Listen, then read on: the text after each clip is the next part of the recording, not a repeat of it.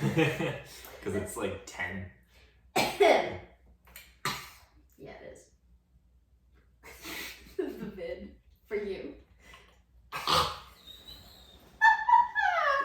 That's gonna be, you know, when you do the punch. So it's gonna be.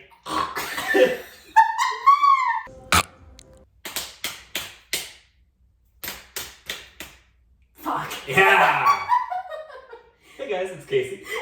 And this is Magnum B.I, the true crime podcast where we add a little bit of social justice commentary, a little bit of comedy, and the world's most anticlimactic rock, paper, scissors game if you're listening on Spotify. We weren't playing for anything. Just for funsies. Just for fun. And I won. That's how it goes. How it White goes. man, once again. Okay. Get him, get him, get him. It's always about race with you. One of these days we'll be canceled. I was literally about to say the same thing. I don't know what it's gonna be, but it's gonna be something, and then we're done for. And then we're done. I'm gonna have to live under a rock, I think. So, anyways. Lauren's making some incredible animations to start our episode. I'm gonna try. Yeah, and you're gonna do well. I don't know if it'll be, if you're watching on YouTube, obviously. Mm-hmm. I don't know if it'll be on this episode, maybe the next. Probably the next. But stay tuned for that. They're really cute. Yep. We'll give a little teaser on our Instagram at Magnum B.I pod. Mm-hmm. So check it out. Mm-hmm. I'm gonna try and get a little digital mock-up done soon, so we'll have that out. But I thought it would be really nice to have little, like, I don't know, like little talking heads or little bobbleheads to go along with our Magnum B.I brand, because we're talking about a lot of heavy stuff. Yeah. So I thought it'd be nice to have something kind of sweet, something kind of harmless to kind of, I don't know, juxtapose, Yes. soften the blow a little. And they're really maybe. cute. She's very, very talented with that kind of thing. So they're fun. Cute. You got my mom's stamp of approval. Yay! So. Thank you, Shelly. You're welcome. I don't know why I said you're welcome. She's here. She's like Voldemort, like in Harry Potter. Turn around, the back of your head is just your mother's face. Shelly! Hey! Hey, Shelly! Alright, what's your case this week, Lauren? Alright, my case this week is another serial killer. Surprise. I'll do an unsolved mystery someday. We Today have is our not that brands. day. We really have our brands. Yep. So today I'm going to be doing a little case study biography on a man by the name of Samuel Little, who, unlike Henry Lee Lucas, is actually the most prolific serial killer in American history. Are you ready? Let's get into it. All right.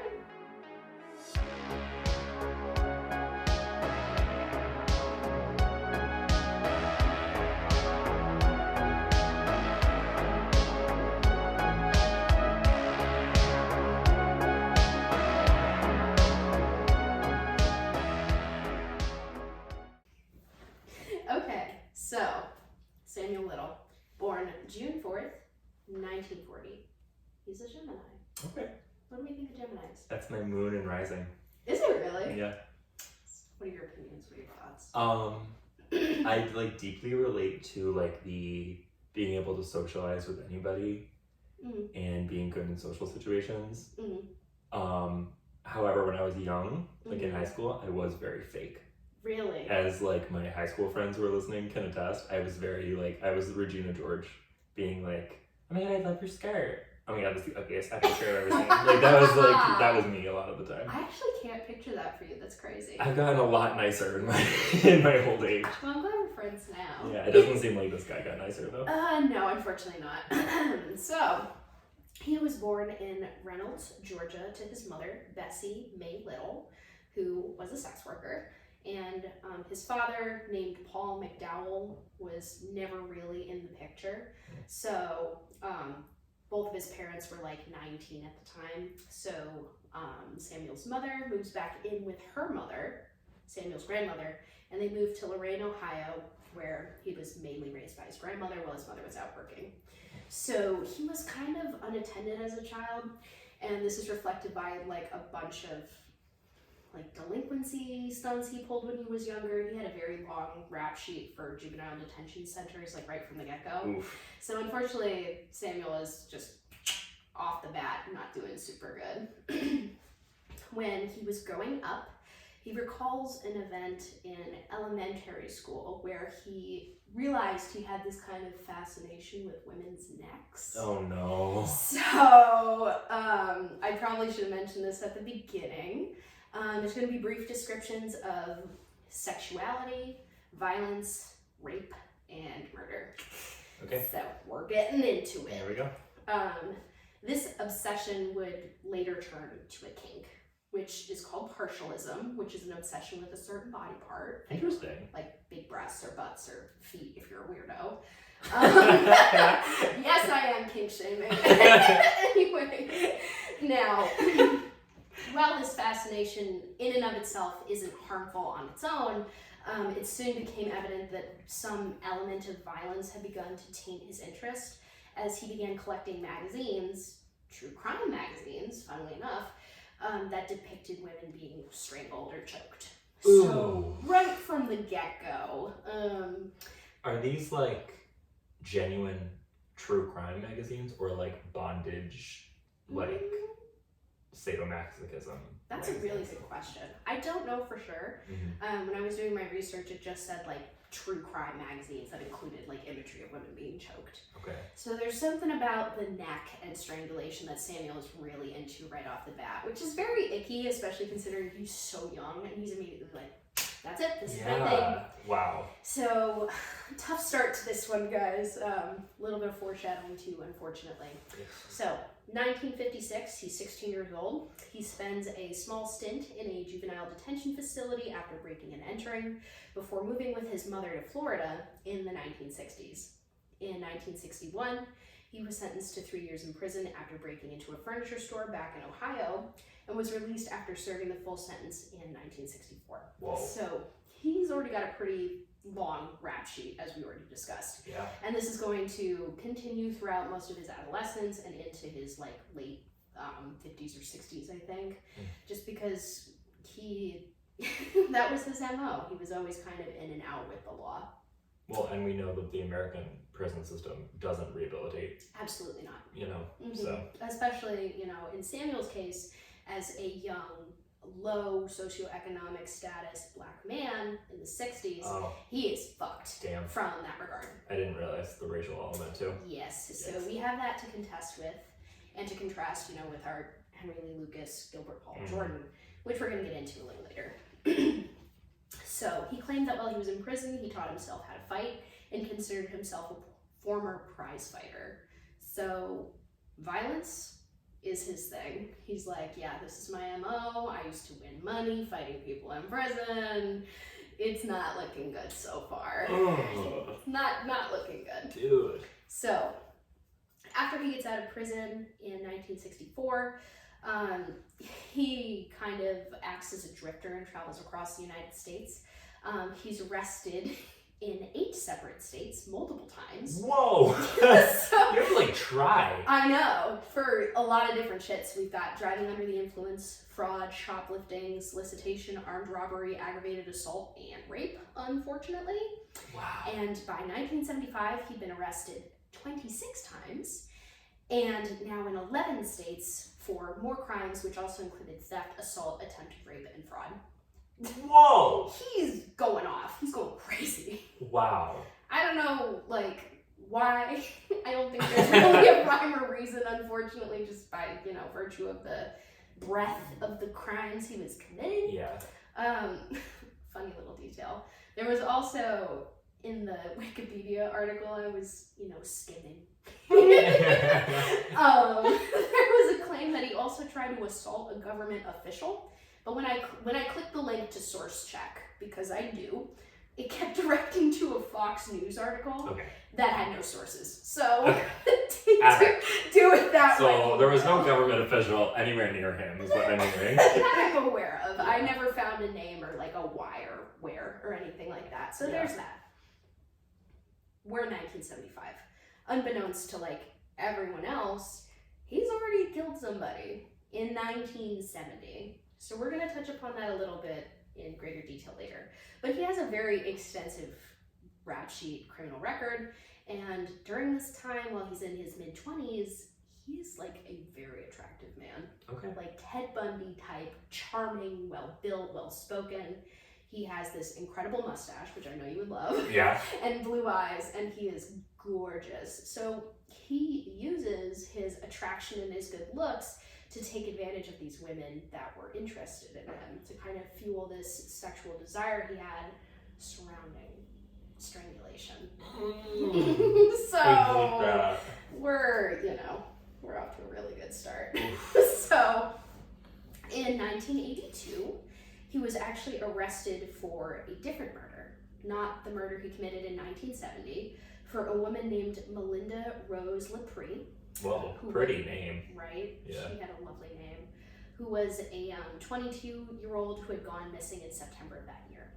So the jury declined to indict Samuel, and consequently he was transferred to Florida to stand trial for the murder of another woman who had been found in September of the same year named Patricia Ann Mount. And so we're kind of getting like the Henry Lee Lucas treatment, where he's already in prison for something he may or may not have done, and the criminal justice system is just kind of shuffling him around, seeing if he'll admit to something, blah, blah, blah.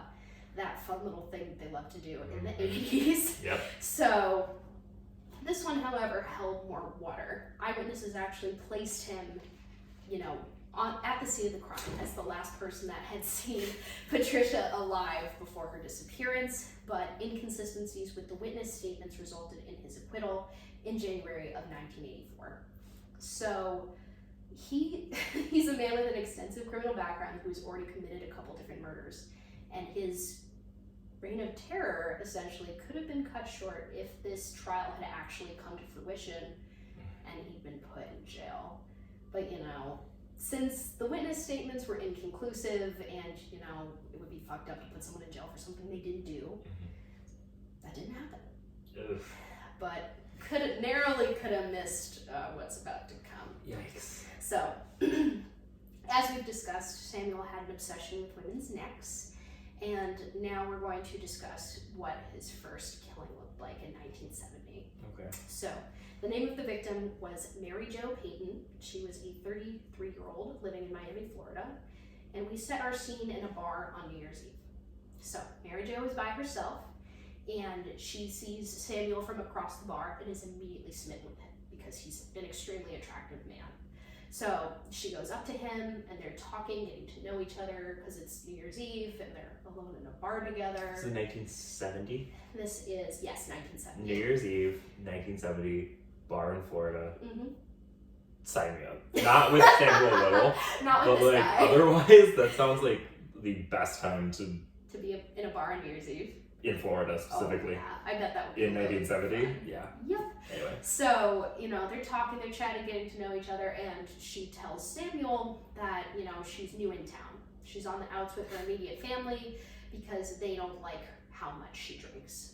So, unfortunately... She really opens up. Yeah, she really set the stage for him, and he, puts together that, since she's from out of state, alone, new in town, she doesn't really have anyone that's going to look after her, he decides this is going to be his first victim. Oh. So they get in his car together and he takes her on a drive, which he loved to do. He had a very nice car. That was something else that women would like.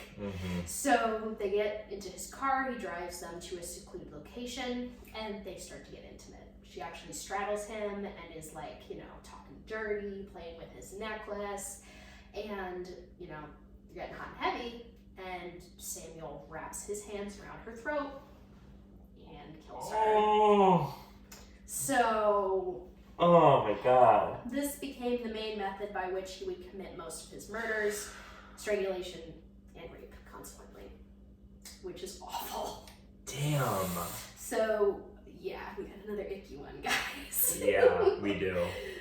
Just imagine having so little respect for human life that you meet this person in a bar and they're like, oh, I'm new in town, like, I'm not really close to my family because I think I drink too much, like, they're being vulnerable with you. Very vulnerable. And in your mind, you're like, okay, well, I'm gonna abduct and kill and rape them.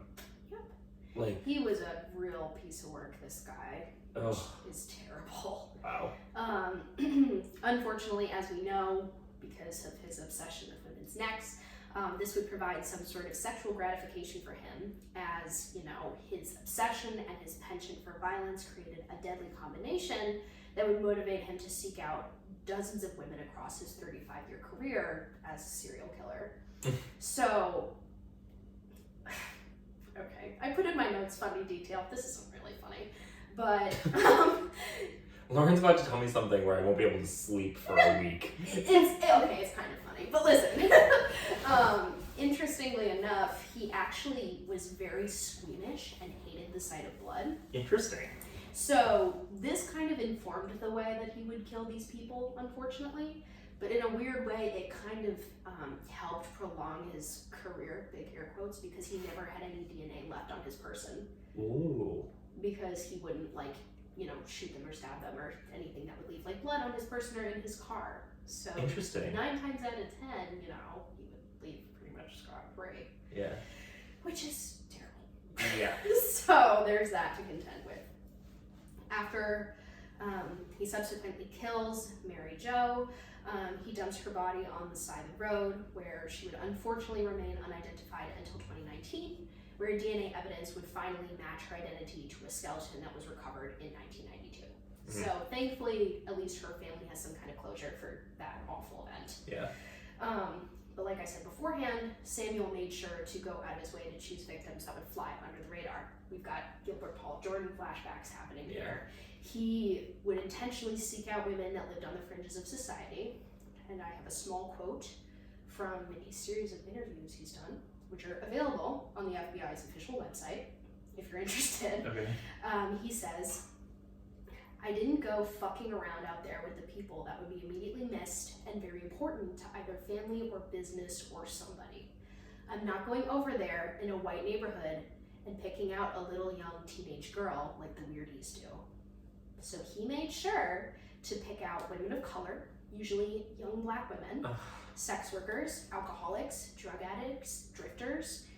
He reported that, you know, if he killed a person and there was no one to, like, answer for them, he would go back to the same city over and over and keep picking out women he thought nobody would miss. Come on, dog. So he was, And then was also, very smart about it. In that's that for sure. quote, too, to separate himself from a weirdie, too. Like, Yep. I'm so interested to know what his definition of a weirdie is. Yeah. Like, I want to know what mental image he has in his head of that person. He's probably thinking of Ted Bundy or something. You know what I mean? Like, but how are you different? Yeah. Other than the fact that you're preying on more vulnerable people. I don't know. Like, what's the... It's insane to me that he was able to, like, I don't know, maybe especially since he had that perspective as a minority individual in the 60s, he's like, okay, you know, he's got that social awareness to be like, I'm not gonna pick somebody that's gonna be our little perfect white virginal missing girl, you know? That's so interesting. Mm-hmm. Wow. Which is crazy. Watching that interview was fucking insane. If you're interested, there's like hours of video footage on the FBI website. So, unfortunately, in 1984, he's arrested again, this time for the assault and strangulation of a woman named Lori Barros, who lived to tell the tale. Good. Which is excellent. Yeah.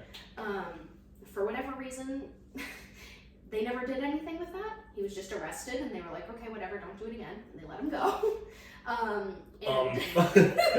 He was actually caught with a similarly assaulted woman in the backseat of his car a month later in the same location. This time, however, they do something about it. Okay. Thankfully, she lived as well.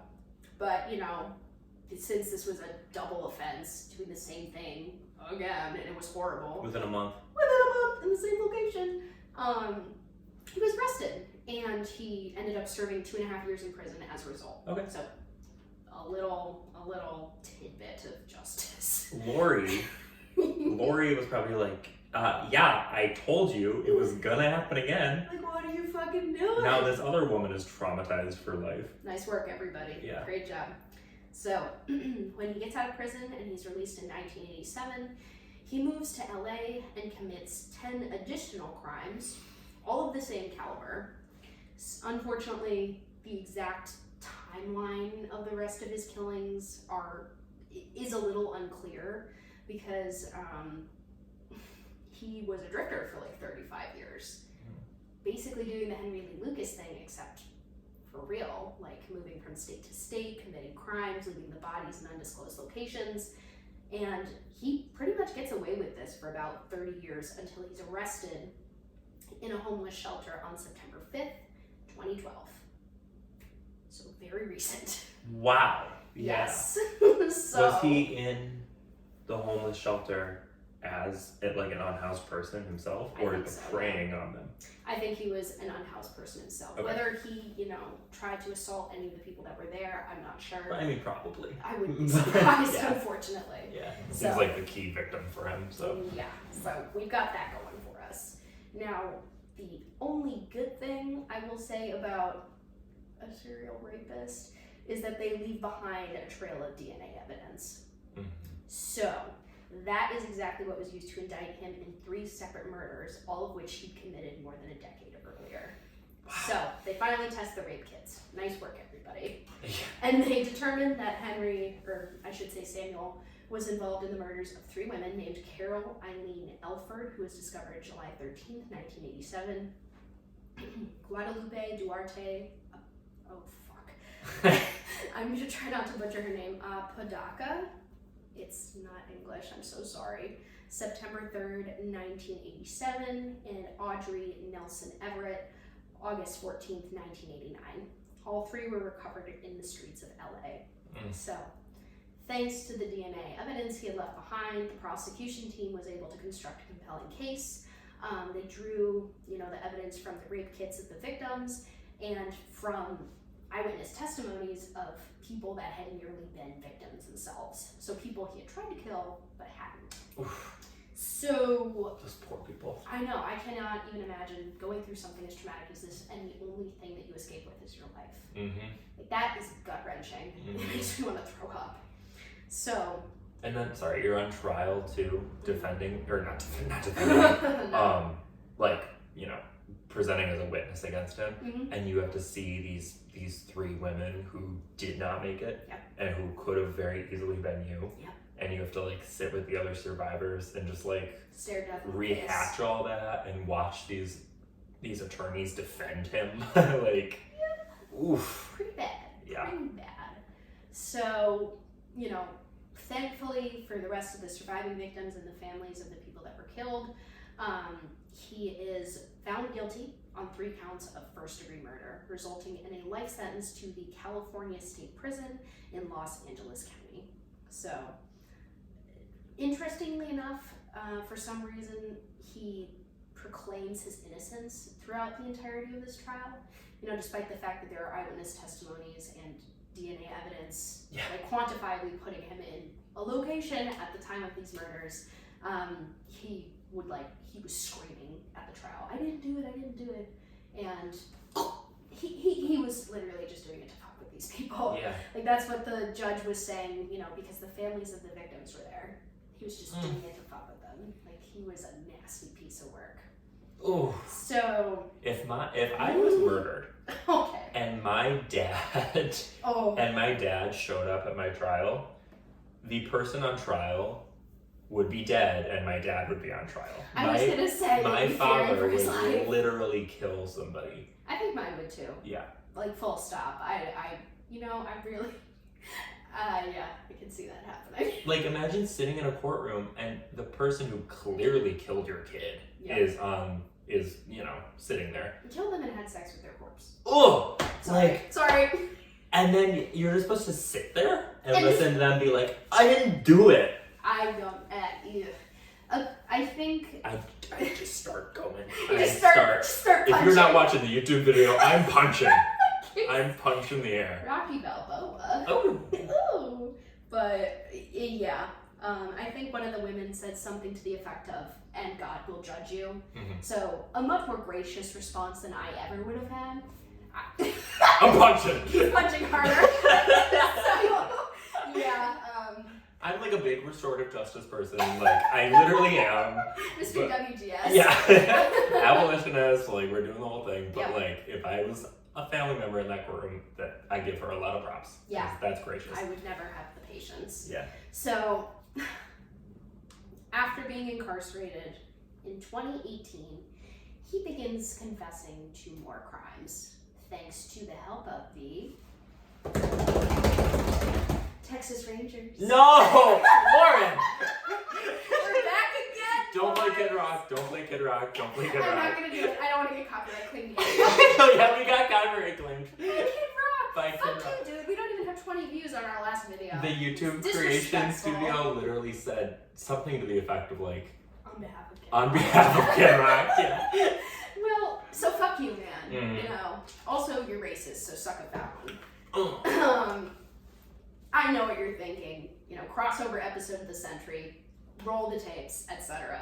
But you know, we That's what I was thinking. ding ding ding ding ding. End of episode. But you know, we know from our Henry Lee Lucas episode and like you know our general understanding of the criminal justice system in America, the Rangers have a long history of corruption, especially where interrogation tactics are concerned. We can draw connections between Henry and Samuel here, as I mentioned, in more ways than one. Mm-hmm. So both men claim to have killed a lot of people, and I haven't given you an exact number yet, but Samuel has claimed to kill a lot of people. Henry claimed to kill about like 300. Both were interrogated by the Texas Rangers. Both ended up drawing pictures of their victims and the portraits, blah, blah, blah. Whereas, you know, Henry's claims have later been disproven thanks to our understanding of the corruption within the Rangers. Unfortunately for us, Little's have been confirmed by a government task force. So there are 93 of which he has admitted to, half of which at the time of this recording have been confirmed by eyewitness accounts, DNA evidence, the portraits of his victims, and the United States government. So unfortunately for us, Samuel Little is the real deal. Wow. Yeah. He would begin admitting to crimes he committed on November 9th, 2018, and on November 27th, like literally, what is that? How many days later is that, like 20? Sure. Sure, we'll call it that. Literally, like almost a little less than 20 days later. The Federal Bureau of Investigations announced that a violent criminal apprehension program team had used Little's confessions to confirm 34 unsolved murders across the country. And this isn't a case where they're handing him the case files and going, "Did you do this?" Yeah. They're using They have his, DNA. They're using his confessions. They're using the portraits he drew of his victims, and without a shadow of a doubt, confirming that he committed these crimes and these persons are who he says they were. Oof. Yeah. 34. Wow. Mm-hmm. Yeah. I mean, it is like scary similar to last time Mm-hmm. because it is across the country, Yes. and it's whereas Henry Lee Lucas was a man likely with a mental disability. Yes. This man, Samuel Little, is a man of color. Mm-hmm. So like they're easy quote unquote targets Absolutely. for people to pin these things on. So like I see where you're going with the parallels there and everything. And I'm not saying I trust the government or I trust law enforcement or I trust the justice system. I was about to add that caveat. We could do an entire episode on like the human rights abuses the FBI has done. We could do another episode about like all of the interinstitutional corruption inside the FBI. But I don't want to be put on a watch list yet. Yet. We'll get there. So we're not doing that right now. We're only on the Kid Rock watch list right Yes, exactly. So what I'm trying to get at is the difference between these two cases is that there's a parent institution overseeing the interrogations going on. Yeah. So whether or not we agree with the FBI, and you know, I'm not the biggest fan, we don't have, you know, Sheriff Boutwell handing the case files to Sam and going, "You did this." Yeah. We have him admitting to it. We have video evidence that, you know, has been confirmed and put on government websites. Like I said, you can go to the FBI website and look through all of his testimonials. Yeah. And it's shocking. It's really concerning because, you know, like I said, it's black and white, unfortunately. Yeah. So, blah, blah, blah, blah. Yeah, he is very cunning in the way that he speaks, and his demeanor in and of itself, as I was watching these files, doesn't kind of give off that like stank that some like serial killers or persons within like true crime spheres kind of do, where you listen to them speak and you're like, oh, this is someone that like needs to be put away for good. He's not a weirdie. No, he's not a weirdie. Yeah. So he like just looks like someone's grandpa, because when these videos were being recorded he was like 78 or something. Ooh. So he just looks like some guy that you would talk to in the grocery store and would like leave the conversation like feeling a little better about it. Yeah. He just has that way about him, very nostalgic in the way he speaks. Yeah, he just does not exude the ick, unfortunately. Terrifying. Which is horrifying. You know, I watched these tapes, and I like to think, you know, from my personal experience, I have a very good bullshit detector. She does. Like, she does. Nearly prophetic, Yeah. unfortunately. No. So Fully prophetic. it was even more startling, at least for me, with that like self-assuredness, watching those videos and having like none of my alarm bells go off. Ooh, I have chills. Like, Yeah, that's freaky. Ooh, the goosebumps. Yeah, I like. Yeah. It was really upsetting to me, because he was like talking about the weather, what he'd done that day, and he would talk about these women, like he was talking about a girlfriend he was in love with from like 20 years ago. He's like, oh, she was beautiful, she was tall and well built, she was, you know, like this beautiful presence, and then I took her to a river and I drowned her. And he would say it just as casually. Like, that's as the not a last fun thing. story about your second date. Nope. He's confessing to a murder, which is really, really icky. Of like a deeply disenfranchised woman that he preyed on. And a very, very disturbed man. Wow. Yep. Which gave me the ick. Ugh. I am not gonna lie. So, yeah, I took a second to reflect on that, and I felt kind of sick. Yeah. So, Yeah. like I mentioned beforehand, a lot of his cold cases, what did I write? A lot of his confessions are available to watch and look at on the official FBI database that they've created. There are still quite a number of cold cases that haven't been officially confirmed yet, but one of his portraits in particular was actually used to solve a cold case in Akron, Ohio. So we know that there is some semblance of credibility to his claims, a lot more so than Henry at least. Yeah. Because, you know, they're actually taking the information that he's put out there without any of this government interference. Yeah. And he's solving the cases, which is icky. So No one's handing him a case file. nope, no one's being like, here, check Yeah. this out and slide you a milkshake. Yeah. So Yeah. like I said previously, because he was indicted on 3 counts of first-degree murder, he was serving a life sentence in the California Correctional Facility until December 30th, 2020, where he died in jail of natural causes. He was 80 years old. Like I mentioned earlier, at the time of this recording, the FBI has officially confirmed 50 of his 93 confessions, which is, for all of you that are good at math out there like me, more than half. So that unfortunately makes him the most prolific serial killer in American history. Wow. For real this time.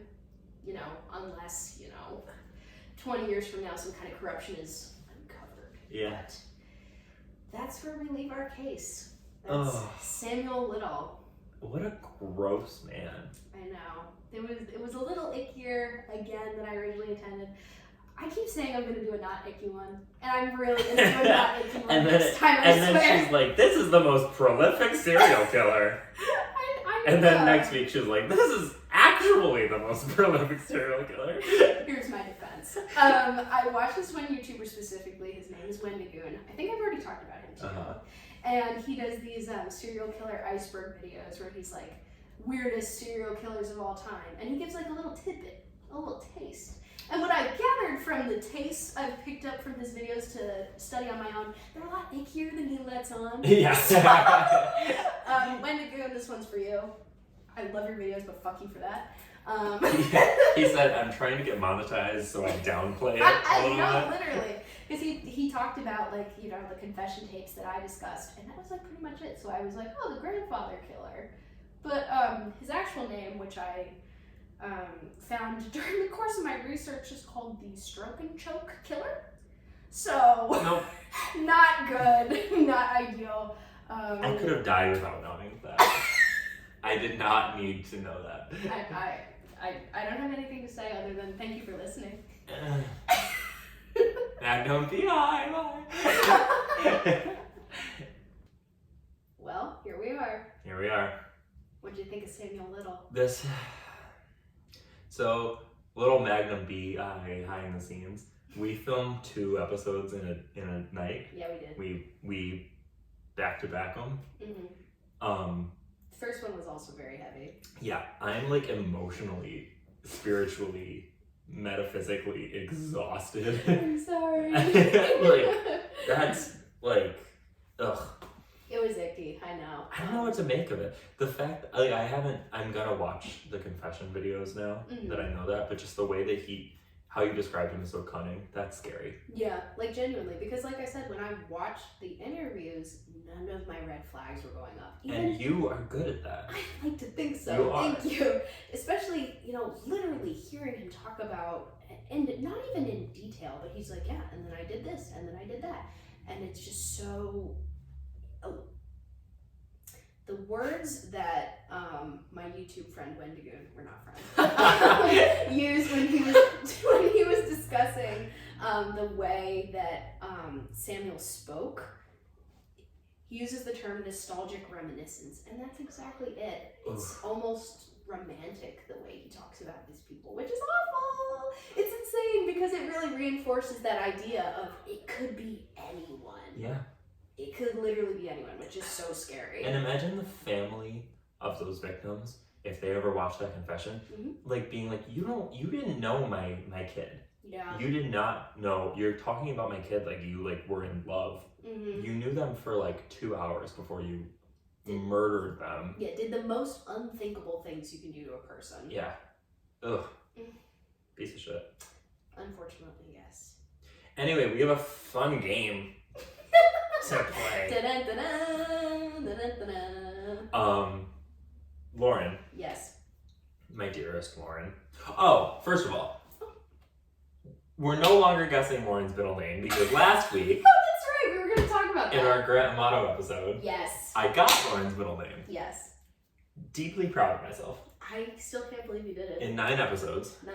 I got some hints along the way. Yes, you did. Lauren dropped some hints. Do you want to explain why we played a fun little theme music over your name? Your middle name? Well, my dear Uncle Andy, actually, who I love, who I don't know if he'll ever watch this, is an insurance person of some kind. And it's terrible that I don't know his actual job title, but he does things with the law. And he said... Insurance law. Something to do with signing important paperwork, you know how it goes. He said that I shouldn't include my middle name in case someone tries to use it to commit fraud. So unfortunately, our fun little game had to be cut short. But I think the way that Casey edited my reaction on the YouTube video is actually so funny. So you'll have to pop over. She was flabbergasted. No, I was. Like, genuinely. Because I really thought we were going to go the entire season, which we're projecting is going to be like 20-ish episodes. Yeah, we're like halfway. And he would have like no idea. So I was like fully prepared to like pop a bottle of champagne at the end, have a big reveal. And we didn't get to have that, so... Well, I'm proud of myself, at least. I'm proud of you, too. And it's a beautiful name. And I'm also happy that we're not guessing your middle name, because I don't want to. Yeah. You wouldn't get it anyway. Yes. Okay, now we have a game, however. And we'll have to think of things to do in the future. But, Lauren, if you were on death row, what would your last meal be? Ooh. This is a really good question. Because I've actually thought about this a lot. Not because I intend to be on death row, but because I love eating. Yeah. It might be my favorite thing in the world. And if it had to be my last meal. Anyone who's about to say this is too much, shut the fuck up. It's literally your last meal. It's my last meal. Probably an entire tub of crab dip. Mrs. Adrian, I've tried your crab dip. It's very good. My mom makes a mean crab dip. It's a very good crab It's dip. really good. Mwah, kisses. Thank you.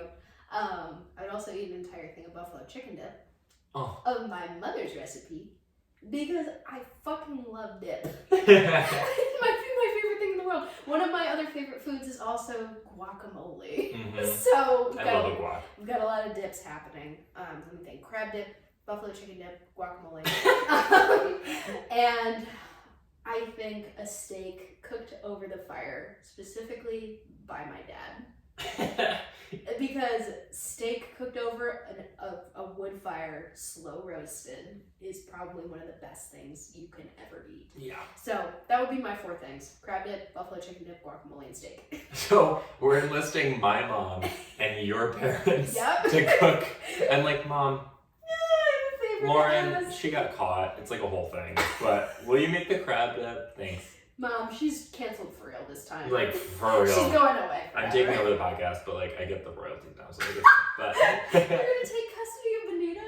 Yeah, Benita's literally mine. That's fucked up. You don't own her. I birthed her. My last meal. I was gonna say. Would be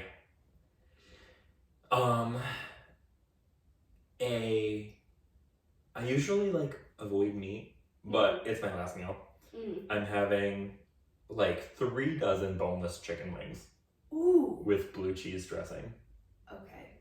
We can leave the blue cheese. What flavor of boneless wing are you getting? Like half buffalo, half like a whiskey glaze. Ooh. Kind of moment. I don't think I've ever had that before. It's good. That sounds really good. Like a bourbon-y. Ooh, so it's like sweet and smoky Yeah, kind of? yeah. That sounds excellent. I'm having that. I'm having like as many lobster tails as they're willing to give me. From Red Lobster? If they have to be. Red Lobster is really good food. Yeah. I'm gonna say it. Yeah. I work at Red Lobster. I was about to say. Like also as many crab rangoon as they're willing to give me. How could I forget crab rangoon? I love a crab rangoon. Oh no. Love a crab rangoon. I fucking love crab rangoon. And 1 upstate New York freshly picked Granny Smith apple. Damn. Yeah. That sounds really good. I would eat your last meal. My stomach would hurt as I went out. Oh, but yeah. it would be worth it. It would be worth it because you get to taste all your favorite things right before you went. Yeah. Damn. Eileen Moranos. Can I spoil a little tiny part of the Eileen Moranos episode? A little bit, yeah. Okay, is that okay? Just a little. Okay. In a couple weeks we're doing Eileen Moranos. I think 2 from this episode. And yeah. Yeah. Episode 12. Science. Math. Yeah. Well, you know what? I'm not gonna say it because it would spoil a lot? Well, I mean, kind of. Okay. Well, you guys will have that to think about. Wait a couple weeks. And then wow, do we have a reveal. And chew on that for a while. Next week, I am going to be covering Tara Calico, who is a 19-year-old girl who went missing in the 1980s, the late 1980s. And it is probably the most insidious and terrifying and creepy true crime story I've ever heard. Oh. Because there's a huge mystery associated with it. Is this another unsolved, Casey? Yeah. Okay. So we'll see you next week for that. Oh, well, I'll be sitting on pins and needles until then. I'm excited. Prickly. It should be good. Make sure you subscribe and like on YouTube. Rate, follow, podcast on Spotify. On Apple. All that stuff, you know. Follow us on Instagram and TikTok at Magnum B.I pod. I think that's all the socials, right? Yeah. Yeah. Or you could check out our link tree and you can see all the sources we use for all these things. Yeah. Put together a really long Google Doc. We did. You can fact check us if you feel like it. We cite our sources. If you want to watch any of the FBI confession tapes, the official page for Samuel Little is still active and they're still updating it as we speak. Wow. So, if this video happens to go viral and you know anything relating to any of these cases, feel free to contact them at that website. Yeah. We'll link it below. Thank you guys so much for watching. Yeah, thank you guys so much for watching. Thank you so much for listening. I hope you enjoyed this one, even though it was heavy and a little short. But like I said, lots of really interesting parallels between a bunch of other serial killers within, popular media and ones we've discussed previously. So, and if you haven't watched the Henry Lee Lucas episode, that one is incredible. You should, yeah. If you don't know what we were referring to throughout, it's a really, really, it'll make you mad. It's great. So. It's poignant. I think it's really interesting. Yeah. If you're into police negligence, or you just want to. If that's your thing. That's your thing. It's our thing. So check it out. Let us know what you think, and we'll see you next week. See you next week. Magnum B.I. Bye.